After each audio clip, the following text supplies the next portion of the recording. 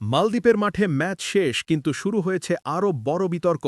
সাফ অনূর্ধ্ব-20 চ্যাম্পিয়নশিপে ভারতের বিপক্ষে ম্যাচের পর প্রবাসী বাংলাদেশি সমর্থকদের ক্ষোভ যেন বিস্ফোরিত হয়েছে। তাদের অভিযোগ, বাংলাদেশের ফুটবলে নাকি কাজ করছে এক অদৃশ্য সিন্ডিকেট, যার কারণে যোগ্য হয়েও সুযোগ পাচ্ছেন না ডেকলান সুলিভান ও ইব্রাহিম নেওয়াজের মতো প্রতিভাবান ফুটবলাররা। সমর্থকদের দাবি, আগেও আরহাম ইসলাম ও দিতশোক চাকমার মতো অনেক খেলোয়াড় একইভাবে সুযোগ না পেয়ে হতাশ হয়ে ফিরেছেন।